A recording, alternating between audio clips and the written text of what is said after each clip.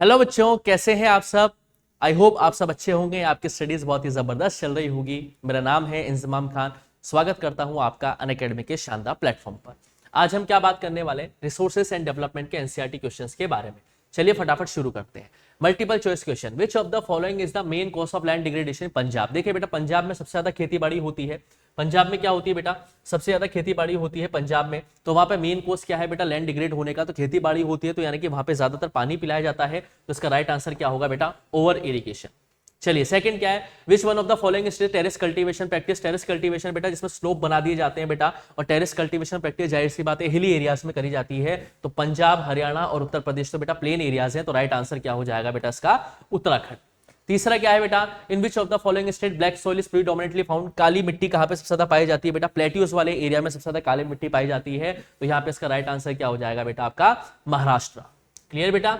चलिए और क्या सवाल है बेटा, answer the following question about 30 words. Name 3 states having black soil in the crop which is mainly grown in. ऐसे 3 स्टेट बताइए जहां पे ब्लैक सॉइल पाई जाती है, उस पे कौन सी क्रॉप उगाई जाती है। तो वो 3 स्टेट कौन कौन से बेटा, डेक्कन प्लेट्यू वाले रीजन मान लो आप, और सेंट्रल इंडिया, महाराष्ट्र, गुजरात और मध्य प्रदेश। और यहाँ पे कौन सी क्रॉप उगाई जाती है बेटा, कॉटन, क्योंकि ब्लैक सॉइल के अंदर कॉटन का कल्टीवेशन बहुत ही जबरदस्त तरीके से होता है। दूसरा सवाल क्या है, What type of soil is found in the river deltas of the eastern coast। यानी कि जो डेल्टास हैं ईस्टर्न कोस्ट में, उसमें कौन सी मिट्टी पाई जाती है, उसके 3 इंपॉर्टेंट फीचर्स बताइए। तो वो मिट्टी है बेटा एल्यूवियल सॉइल, नॉर्दर्न प्लेन से बहुत ज्यादा पाई जाती है बेटा ये। एक तो फर्टाइल सॉइल होती है बेटा, ये बहुत इसकी हाई क्वालिटी फर्टाइल सॉइल होती है बेटा। सैंड, सिल्ट और क्लेस में पाया जाता है बेटा। और good quantity of potash, lime और फॉस्फोरिक एसिड होता है इसमें बेटा। और इसमें पैडी और शुगर केन को आप आराम से क्या कर सकते हो बेटा, ग्रो कर सकते हो। क्लियर है बेटा। चलिए और क्या है, what steps can be taken to control soil erosion hilly areas. Hilly areas में आप किस तरीके से कंट्रोल कर सकते हो बेटा सॉइल इरोजन को, कंटूर प्लगिंग करके। ये बेटा कंटूर प्लगिंग होती है, इसमें बैरियर्स बना दिए जाते हैं। और ये टेरेस कल्टीवेशन होता है बेटा, इसमें स्लोप को काट दिया जाता है ताकि विंड और वाटर के फ्लो को डिस्टर्ब किया जा सके। और स्ट्रिप क्रॉपिंग भी एक जरिया होता है बेटा, स्ट्रिप ऑफ ग्रास और roll to grow between the crops. This method is known as strip cropping. Strip cropping क्या होती है बेटा, ऐसे बीच बीच में क्या है, स्ट्रिप्स ग्रास ऐसे उगा दी जाती है। यहाँ स्ट्रिप है या ग्रास है ना, मतलब यहाँ क्रॉप है और यहाँ ग्रास है, फिर यहाँ ग्रास है, फिर यहाँ क्रॉप है, फिर यहाँ ग्रास है, ताकि विंड का फ्लो क्या हो सके बेटा, डिस्टर्ब हो सके। इस तरीके से क्या करी जाती है बेटा, हिली एरियाज में आप सॉइल को कंजर्व कर सकते हो। और क्या सवाल, explain the land use pattern in India and why has the land under forest not increase much since 1960 to 61।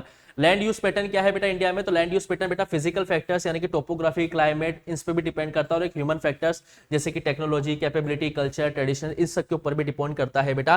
जो नेट सोन एरिया होता है वो डिपेंड करता है बेटा अलग अलग एरियाज के हिसाब से। जहां पे सोइल फर्टिलिटी ज्यादा होगी वहां पे नेट सोन एरिया ज्यादा होगा, जैसे पंजाब, हरियाणा, उत्तर प्रदेश। और जहां पे सोइल फर्टिलिटी कम होगी या जहां पे प्लेन एरियाज कम होंगे वहां पे नेट सोन एरिया भी आपको कम देखने को मिलेगा, जैसे अरुणाचल प्रदेश, ये वाला रीजन आपको देखने को कम मिलेगा। अच्छा कम क्यों हुई है बेटा, क्योंकि नेशनल फॉरेस्ट पॉलिसी 1952 एक्ट के तहत अगर किसी भी कंट्री के अंदर इकोलॉजिकल बैलेंस बना के रखना है तो उसके अंदर 33% एरिया पे फॉरेस्ट होना चाहिए। लेकिन इंडिया में सिर्फ 23% एरिया पे ही बेटा फॉरेस्ट है। इस वजह से क्या हो रहा है बेटा, आपको चेंजेस भी देखने को मिल रहे हैं। क्लाइमेट चेंज हो रहा है, टेम्परेचर चेंज हो रहा है, सर्दी में बहुत ज्यादा सर्दी और गर्मी में बहुत ज्यादा गर्मी हमें देखने को मिल रही है।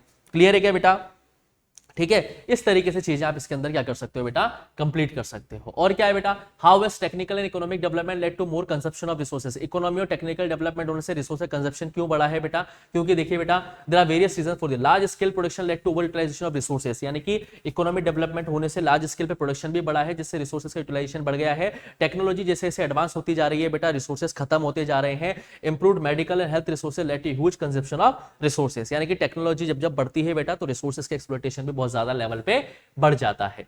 क्लियर है बेटा। तो यही हमारे क्या है बेटा, सारे के सारे सवाल हैं किसके बेटा, ये सवाल है बेटा हमारे ज्योग्राफी के एनसीईआरटी के, क्योंकि इसमें काफी सारा सिलेबस इस चैप्टर में कम हो गया था। तो ये एनसीईआरटी क्वेश्चन है जिसे हमने फटाफट देखा। आप चाहे तो इसका स्क्रीनशॉट ले सकते हैं या लिख भी सकते हैं। और चैप्टर्स की जल्दी से एनसीईआरटी सॉल्यूशंस आपके लिए लेके आऊंगा। तब तक के लिए आप लोग पढ़ते रहिए, मस्त रहिए। Thank you, bye bye.